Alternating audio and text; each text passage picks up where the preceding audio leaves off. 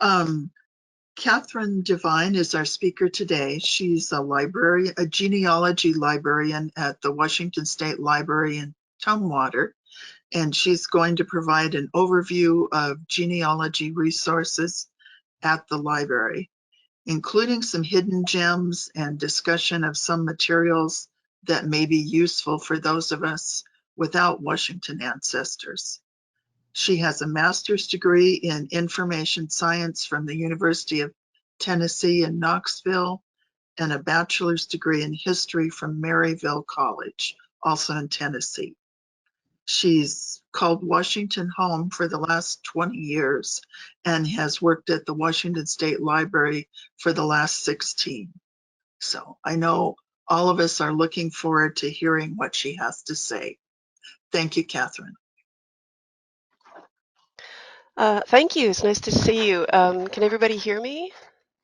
I never trust these microphones. Okay, great. um, well, as you said, thank you so much for having me. And I'm going to give kind of a broad overview of the State Library. And because we just have so much, it's overwhelming to talk about everything. But I want to hit on the genealogy resources and newspapers resources. Those are my specialties. I have I came on as a genealogy librarian. I've been doing my own genealogy for many years. Um, and as you said in the intro, I've been in Washington for about 20 years, which incidentally was never the plan, but that's where I've ended up. And so I brought up the main Washington State Library website. I believe you can all see that. I'm sharing my screen. And I just wanted to let you know a brief history. We're a very old library. We were established in 1853 when we were still a territory by U.S. Congress. Just to give you a sense of how much the library has grown, I think the stat from, if you go to About the Library History, it gives you a little background. But the stat from, say, 1855, we had just over 2,852 volumes, and currently we're looking at 2.5 million volumes of material in our library. So we're pretty large, and that's why I can't tell you everything, but I will do my best to hit the good stuff. And before we get into the books and the resources, I want to tell you a little bit about services at the State Library that you may or may not know about. The first I want to talk about is this Ask a Librarian. And it is exactly what it sounds like. You will be interacting with an actual librarian, a real human being. It's not a bot. It's not Google. You're talking to me or one of my colleagues, and librarians are in the building 8 to 5 Monday through Friday. So if you call us or chat with us or even send an email, you will get a response as soon as we get it. Basically, phone obviously is live, chat is live, so you'll be talking to us in real time. If you use the email form, this email form here, again, if you send it 8 to 5 Monday through Friday, we will probably get it pretty immediately. If you send it on a weekend when we're not here, we'll get to it Monday as soon as we can. And we make every effort to get back to people as soon as possible. I know that's not always typical for a government agency, but we really do try to get back to you. So I encourage you to think of the librarians here as another resource.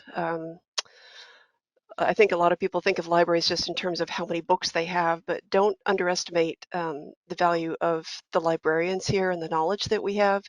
So even if we don't have a particular resource, we make every effort to find out who does and determine who to refer you to. So it never hurts to ask. We will respond.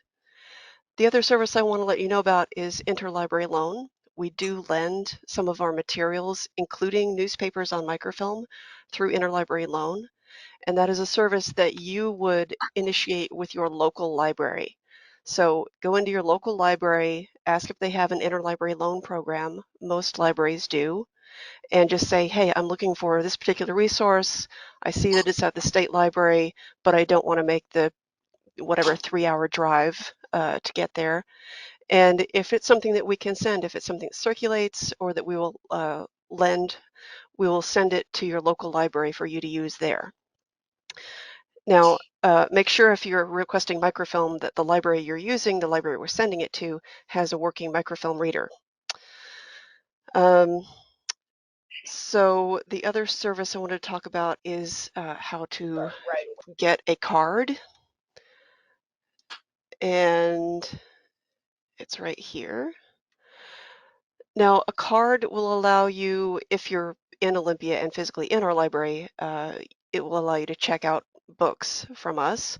But if you're at a distance, it will also allow you to access Newsbank from home, which is a resource I'm going to be talking about a little bit later. And one thing I wanted to let you know about the card is the Washington State Library card is valid at the Washington State Library, not other libraries in the state. And the flip side is that we can't accept cards from other libraries either. I've had some people come in and think that because we're the library for the whole state that we can accept any card from any library in the state, and that's just, unfortunately, that's not the case.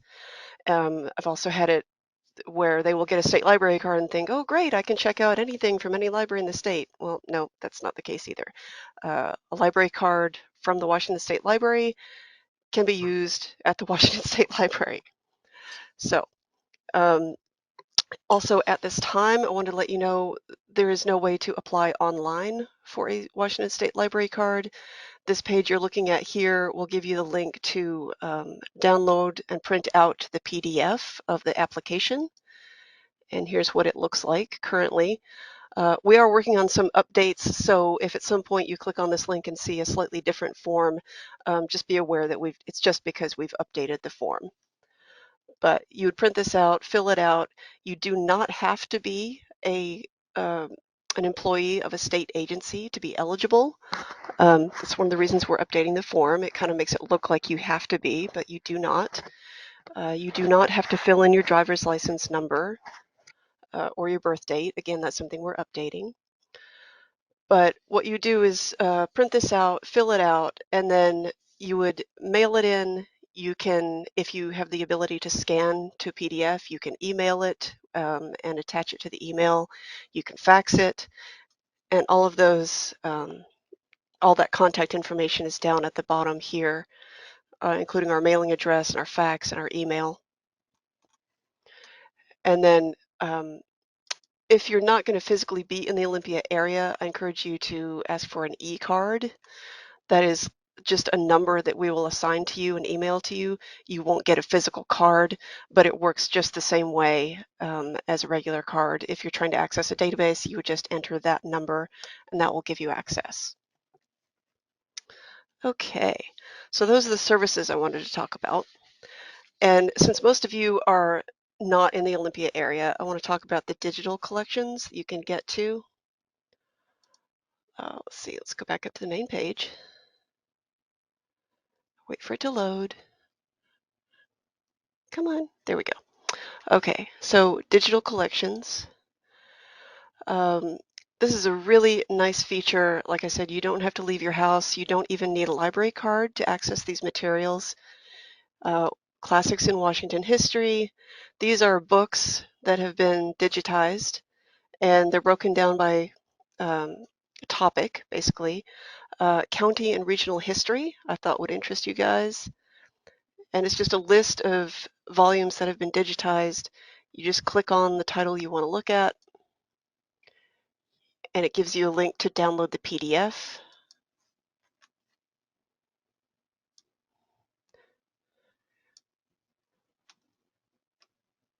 Eventually it will download.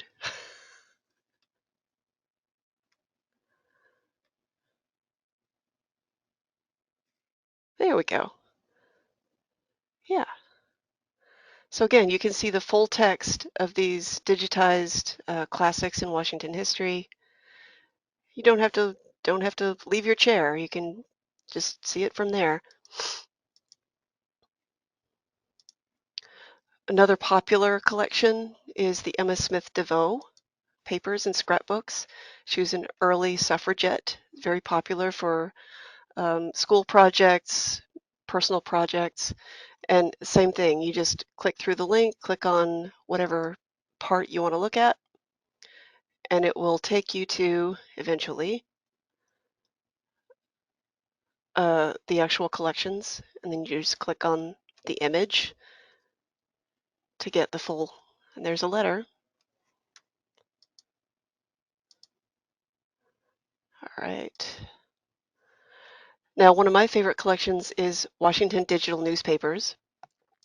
It's one of my specialties is newspapers, although I'm not in charge of the digital ones. That's a completely separate program because it's so involved.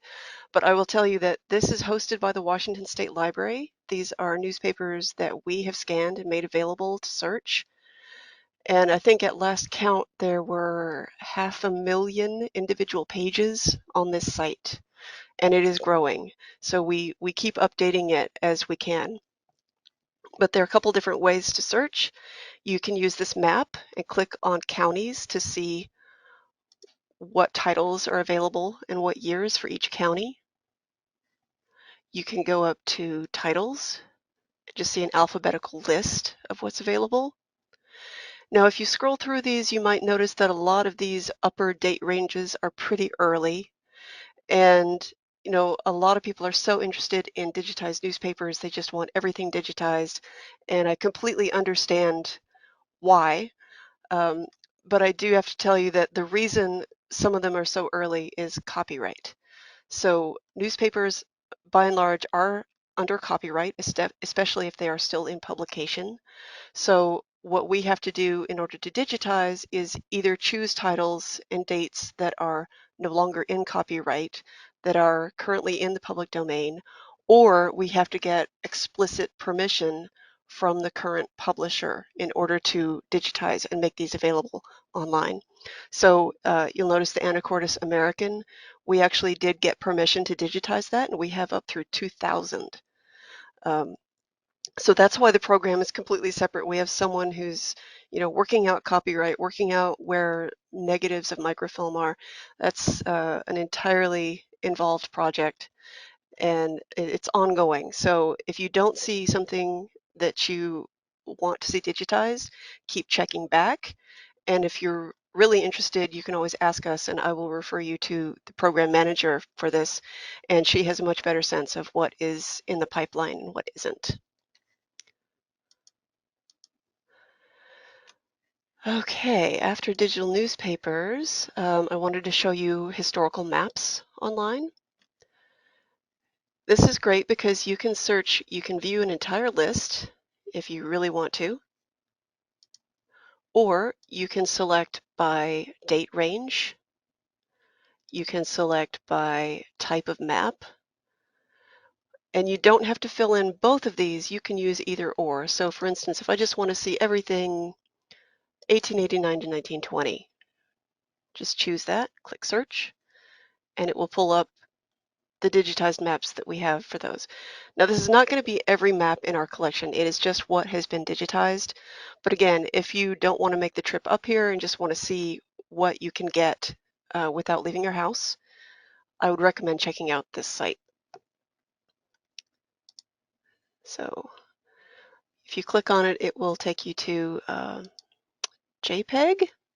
And actually what it did was download it. I think you can probably see that. Well, no, you can't. Okay, never mind. You can explore that. It's not showing up on the screen. Okay. Washington Rural Heritage is the other program I wanted to talk about. Again, it's not my program, someone else manages it, but I just wanted to point out because I think it's a really neat feature on our site. This is a program that's actually facilitated by the state library. So staff at the state library help other libraries in the state to digitize their local history collections and make them available all in one place on this site. And you can search by collection, you can search by county, you can search by format, um, whether text or still image or sound. Sorry, I didn't mean to click through that. You can search by date range. I want to make clear that these collections are actually not part of the state library. They are actually they're actually housed at the original institution. So in other words, the state library is just a host. We don't have these actual collections in most cases, and you'll have to um, click on the individual images that you pull up to see who owns the originals if you want to contact someone. So if you click through, you'll see a more detailed page. And if you go down to right here to collection, you'll see it's actually Whitman County Heritage, and the project partner is Whitman County Library. So that's who actually owns these items if you want to know more information. Okay, so all of those resources I just talked about, like I said, they're free. You can get them from home. You don't even need a library card to access them. But as I mentioned earlier, there is a resource where you do need a state library card to access, and that is Newsbank. I'm going to pull up the page here. There's several collections within Newsbank. One of them is America's Genealogy Bank, which is, as you can see the description, I mostly use it for the obituary collection, for the historical newspapers. And I'm going to pull it up, and it will pull it up directly on my screen because I'm in the library. But from home, it's going to pull up a box asking for your library card and PIN. So if you have a library card, just enter that barcode number. An e-card is going to start with E. A regular library card is going to start with D. Your PIN, by default, is the last 4 digits of your phone number that you give us when you apply for the card. Now you can change it, you just have to let us know, but if you don't let us know, it's going to be those last 4 digits of your phone. So here's Genealogy Bank, historical newspapers. You can see a title list, which it does provide access to other states. So again, if you don't have Washington ancestors, this will still be useful to you. And obituaries, same thing, other states available. Social Security Death Index. There are other places to get that, and I'm sure you probably know about a lot of them, but it's in this collection as well. Historical books, you can view a title list, lots of historical books. Now, if you want to go to a collection in Newsbank besides the Genealogy Bank, just hang on. You can back up and go into our Seattle Times. So Newsbank, beyond Genealogy Bank, they have a historical Seattle Times collection. They have Olympian and Seattle Times. Let me click into that so you can see it. There it is. And for those of you with non-Washington residents, you can go up here to change databases, all databases. And you'll see we focus mostly on Washington and Northwest, but there is a USA collection under historical and current, and there's a USA under America's News. So if you click on USA,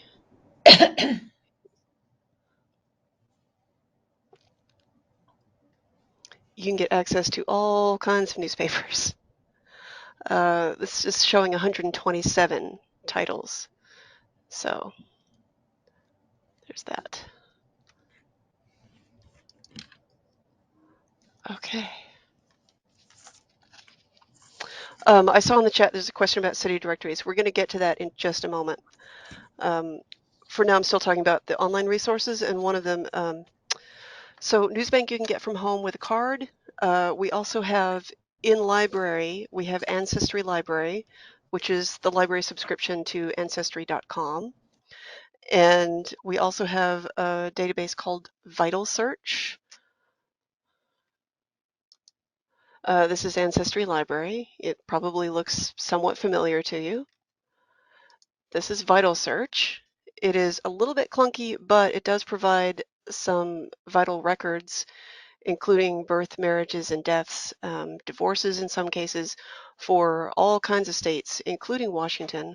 But hopefully you can see the list of states here that are available, and this handy little chart tells you what they do and don't have for type of record.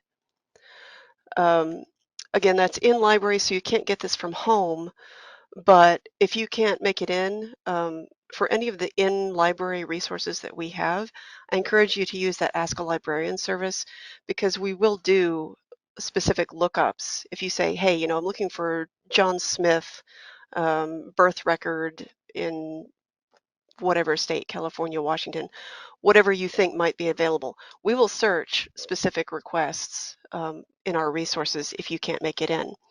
Now, we can't always respond to, hey, I'm looking for any information on my relative. We really do better if you have a specific request, and you have to remember we don't know your family as well as you do.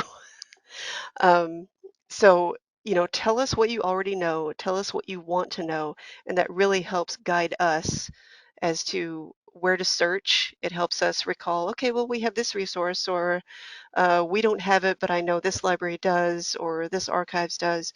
So we can really help you better the more specific you are.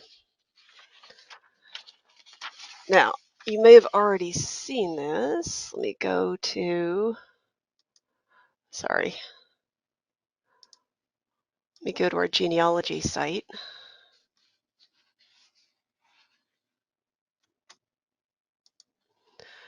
And I'm sure this is what most of you really wanted to get into, right? Uh, so again, there's so much stuff here, I can't really talk about all of it, or we'd be here for quite a while. I just want to hit some of the highlights and things that might help those of you who don't have Washington ancestors. And one thing I want to start with is telephone books. Now, these are not digitized. They are physical telephone books in our collection on our shelves. And if you go to this site that I'm looking at here, you can just click on this link just to see at a glance the states and dates, the cities and dates that we have. It's not going to lead you directly to the phone books. Again, they're not digitized. It just tells you what we have, so that if you want to use Ask a Librarian to say, hey, can you look up John Jones in White Salmon? I see you have a phone book for 1918. Can you see if he's listed?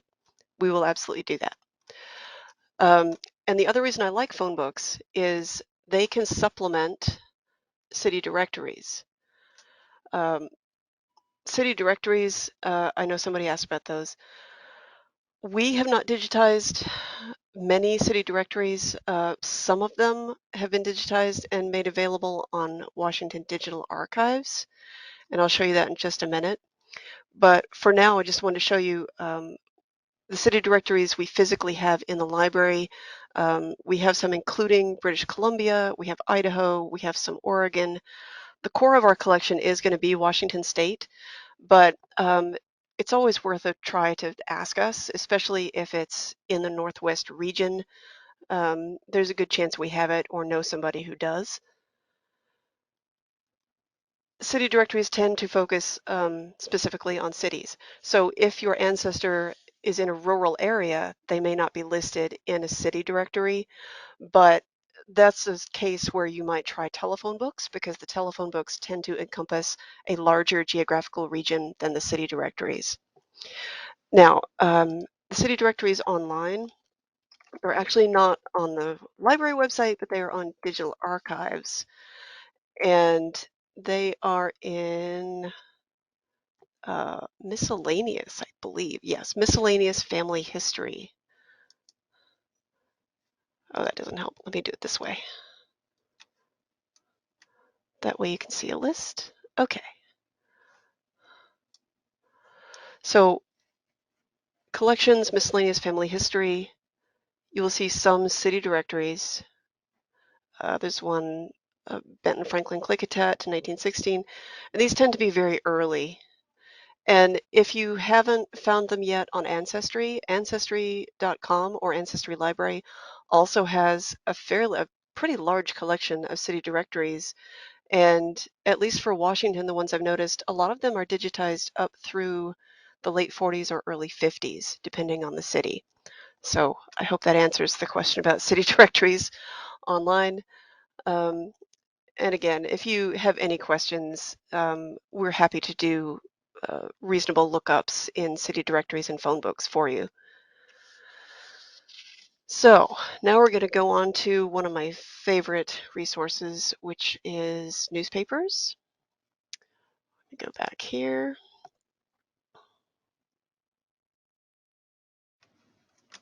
Okay, newspapers.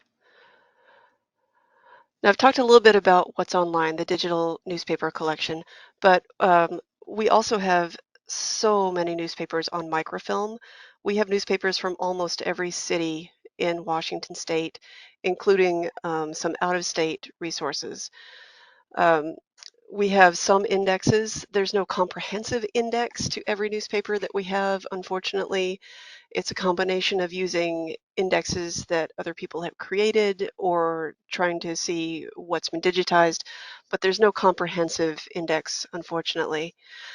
And we do have out-of-state newspapers. Again, our core collection is going to be Washington, but we do have newspapers from Alaska, from Idaho, from Oregon, and believe it or not, we even have the New York Times on microfilm from 1921 through 2010. And I wanted to talk about specialty newspapers. I haven't really decided on the name of what to call them, but I call them specialty because they're more about communities of people, communities created by ethnicity, by a common language, or by an occupation. And these newspapers, even if they're published in Washington State, which the ones I'm going to show you are published in Washington State, um, they cater to a community more than a geographic location. So there's a possibility that you will find something about out-of-state people in these newspapers just because it's more about the community than the location. We have some foreign language and foreign culture newspapers. We have Chinese, the Seattle Chinese Post from the 1980s. We have Northwest Asian Weekly. And I'm going to show you, I hope these show up. Foreign language, we have Der Reporter. I can't tell if that's showing up. No, it's not. Hang on. What if I move it over here? Nope. Okay. Let me try this.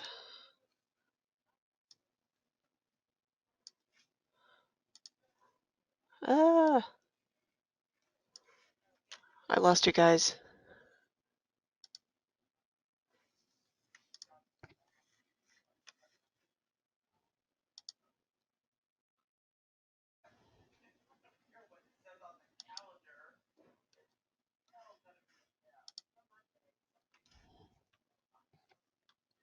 We still see you and hear Oh, you, but okay. we don't see any of your files. Yeah. Okay. You may have to screen share again. Right. Let me get rid of these. Okay. At least now I can see you guys again. All right. Let me see if this works. Share.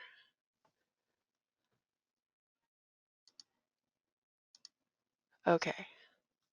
There we Oh, go. well, now now you can see all of it. Okay. Um, We're seeing yeah, you're seeing everything. I can tell. as well as all of the initials of the people. Yeah. Let me see if I can do this. Can you?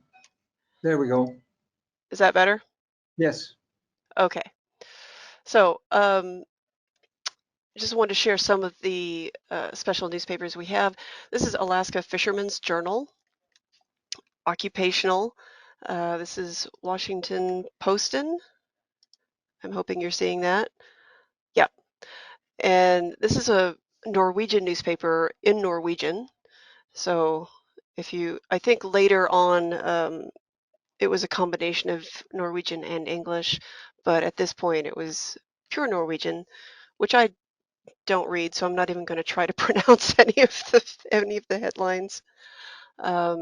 We have El Sol de Yakima, Spanish language newspaper, Filipino Forum, which is in English, Japanese American Courier, if you're doing any World War II research or if you have ancestors of Japanese ancestry, that is in English. If you have any ancestors who were aviators, Northwest Flyer covers all sorts of news from all over the place, just about aviation in general. If you have military ancestors, you know, we have the Ranger. If they were stationed at Fort Lewis, there's a good chance there's something in the Ranger about them. So I'm going to minimize that and stop sharing because you don't want to see that grid.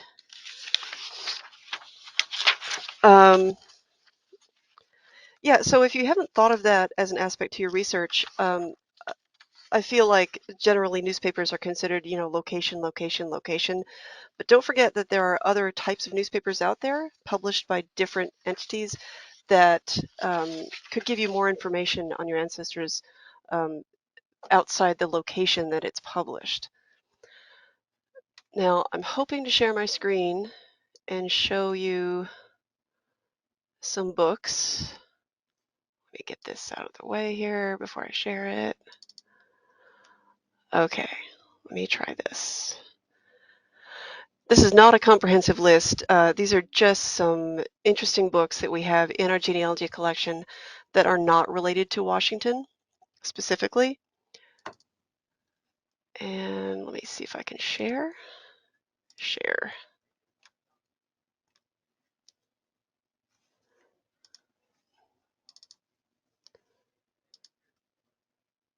Oh, that's annoying. Okay.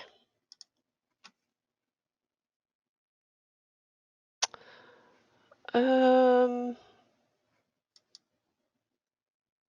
trying to think of how to share just the PDFs that I have.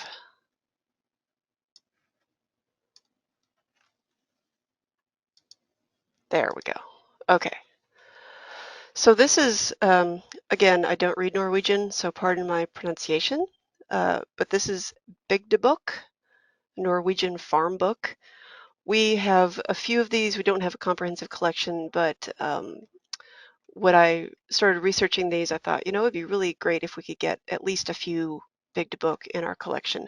So these are histories of Norwegian farms. I liken them kind of to those county histories from the 1880s. You know, they'll profile members of a county and they'll give you a little bit about their history and background, family. That's kind of what these are, but for specific farms in Norway. They are in Norwegian. So if you don't read Norwegian, you will have to find a way to translate somehow. But if you have Norwegian ancestors and we happen to have one from the farm that your ancestors are from, these are fantastic resources. Let me see if I can share other ones.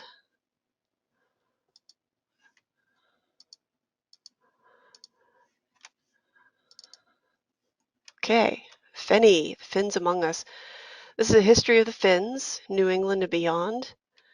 And this actually has individual profiles of Finns, not just in Washington. It has profiles and even some vital records, which I thought was fantastic. We have the first directory of Nevada Territory, if you have Nevada ancestors. We have Germans to America. It's a huge series of passenger lists, exactly what it sounds like. It's Germans who arrived in America from, this volume is 21, so it's 1868, but I believe they go back all the way to the 1700s.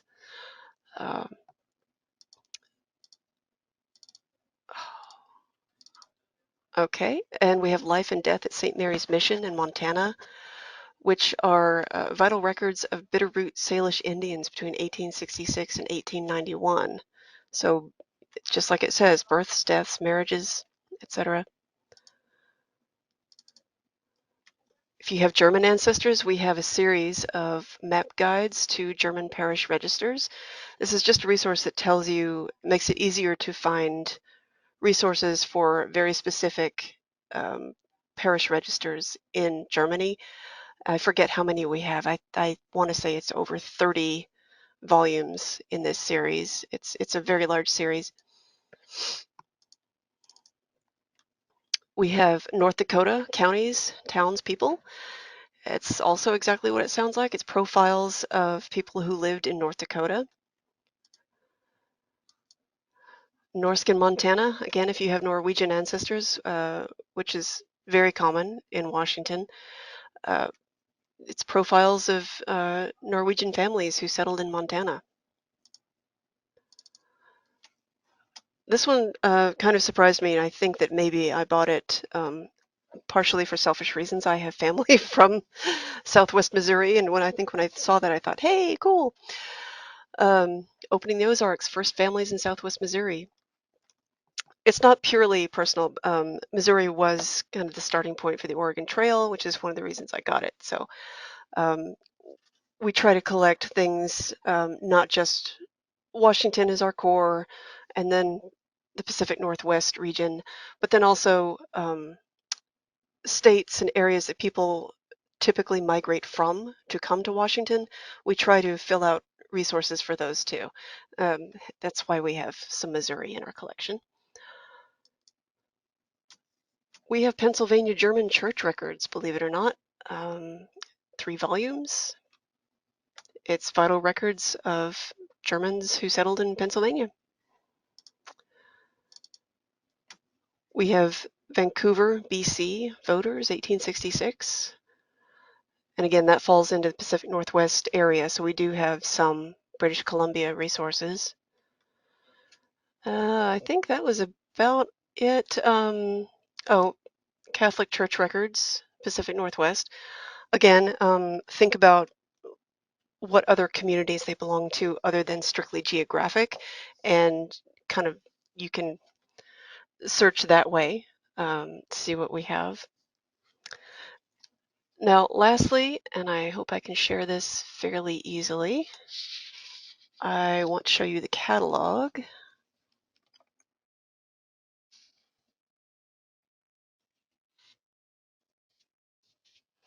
me see if I'm sharing it. No, I'm not. Share screen.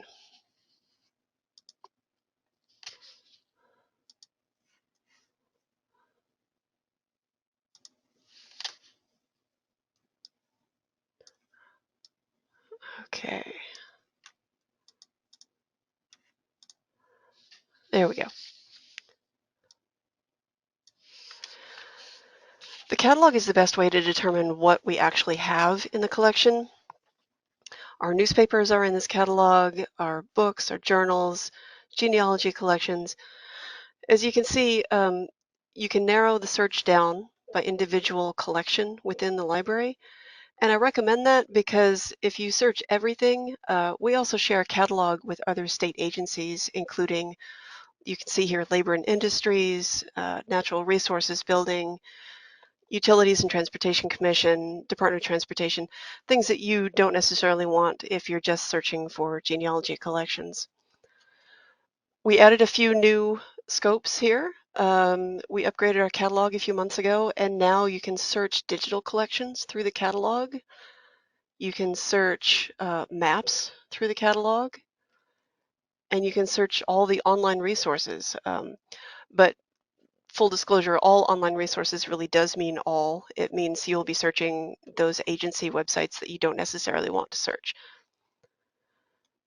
So if you're looking for resources other than Washington, I'd recommend, just typing in state you're looking for, Pennsylvania,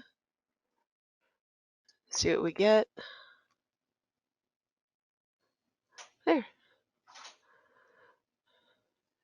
Oh, and for whatever reason, I scoped it down to maps. I didn't need to do that. You can scope it to genealogy.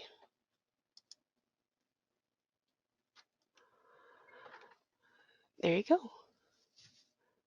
Turns out we have no small amount of things with Pennsylvania related. So I would just encourage you, one, to just because we're the Washington State Library, don't assume that we only have Washington State items. That is our core. Don't be afraid to ask us, because even if we don't have it, we will try to find out who does.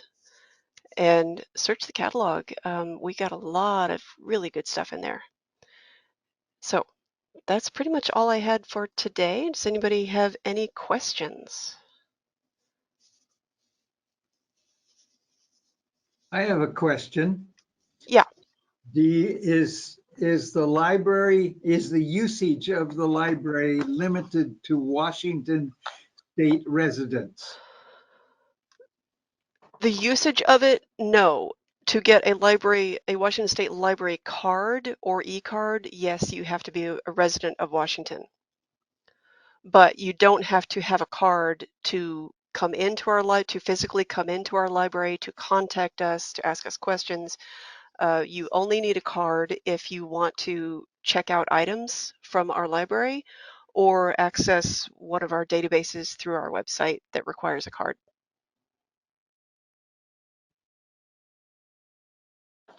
I see that in the, yeah. One of the questions that came up yesterday, a group of us are planning to come up to the library, and we Yes. wanted to know what the limitations are on size of groups to come. You know, with COVID, it's a little bit tricky, and as you may know, the mask mandate is probably going to affect things, but that ends, I believe, March 21st. And I'm honestly not sure at this point what the regulations will be after March 21st. They may be different. We do encourage you to make an appointment, and I will actually bring up that page. The front, we're open to the physical building is open to the public from 10 a.m. to 4 p.m. The front doors are currently locked because our lobby is not staffed, and so for security reasons, we keep the front doors locked. But there is a phone number on the front of the building that you call. It reaches the reference desk, and we will send somebody down to open the doors for you and let you up. And if you make an appointment and we know you're coming, that's even better, because especially if you're doing a specific research project, then it helps us get things ready for you. You tell us what you're looking for, and that way we can say, hey, either we'll pull the things that you need, or hey, we don't have this particular item that you're looking for, but the archives does, and we can refer you to archives. So making an appointment, which if you watch my screen here, on the main library website, there is a make an appointment link.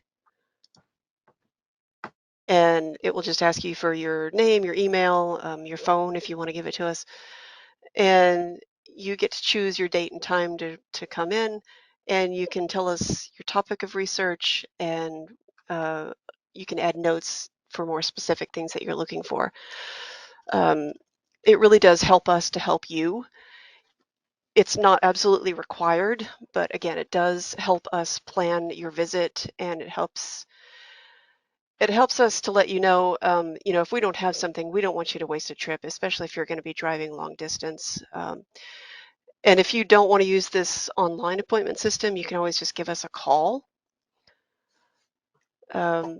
So as far as I know, specifically to your question, there isn't a limit on number of people to come in. Currently, the only limitation would be if you're going to look at microfilm, I think right at the moment we have 3 or 4 working microfilm machines. And we have limited computers that are available to use. So that would be the only limitation for large groups, is just availability of internet computers and availability of microfilm machines. But again, if you let us know how many people are coming in and when, we can sort of manage that for your visit. Okay, great. Thank you. Mm-hmm. There's a question in the chat. Do any state or county agencies archive records with you? Yes, state agencies are required to submit their state publications to us, and we do catalog those and make them available. A large portion of those state publications anymore are going to be digital, and they come to us without a physical copy. But we do have physical and digital state publications. We also have federal publications. We have a federal collection. We have a Northwest collection, which is local history. Does that answer that question? I think Are you looking so. for something specific? No, I'm just reading the chat. Yeah, yeah. And she also asked, what is the difference between the library and the archives? Great question. Generally speaking, the library is going to have published material. So state agencies or things that are meant for public consumption, like state reports, published genealogy lists from genealogical societies. We have published items. The archives typically has unpublished items, as in records on individuals. We don't necessarily have records on individuals. We have, so say the archives has marriage records. They have the individual marriage records. We don't necessarily have those unless those have been published by a Gen Society, or we would have maybe a published index to those marriage records, but we wouldn't necessarily have the individual marriage records themselves. So if you're looking for broader things, published things, check the library. If you're looking for the nitty-gritty individual records, it's probably going to be at the archives. And we are in separate buildings. We're not in the same building. Another question is that, and I quote, when I come to the library, can I access the internet through your connection? Yes. Can I save items I find to my own flash drive? Yes. Can I use my own scanner? Yes. It depends on how big of a scanner are we talking? Like flatbed or handheld? I suspect it's a handheld. Okay. We do have copy machines for what it's worth. We do have our microfilm readers will scan and save as PDF or as JPEG. Some people just come in and use their digital, they bring their digital camera and we'll take a picture that way.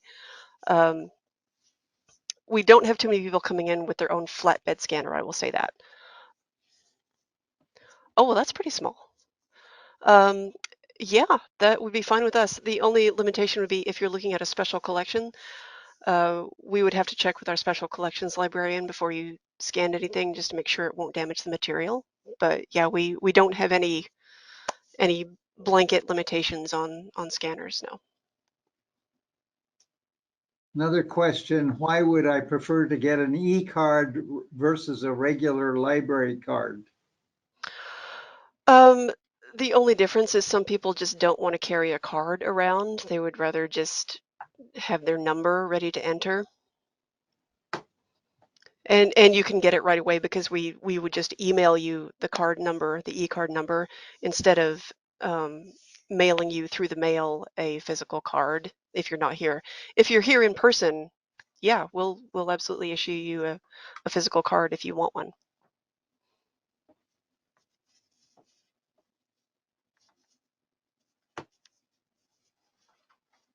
Anything else?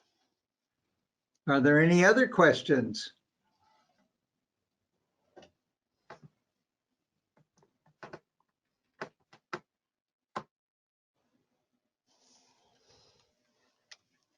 Okay. I don't see any. I don't I don't see any. see any. Thank you very much, Catherine. That was very informative. Great. Oh, yes, cards do expire. We initially enter a 2-year date range when you get the card. And we were just talking about this morning, actually. So cards do expire after 2 years, but they stay in the system for 2 years after expiration, just so that we don't, unnecessarily cancel your card. So if you had a card more than, say, 4 years ago with us, it's probably not in the system anymore. But yeah. Is that it? I think so. Okay. Thank you so much. This was wonderful. You're welcome. Thank you.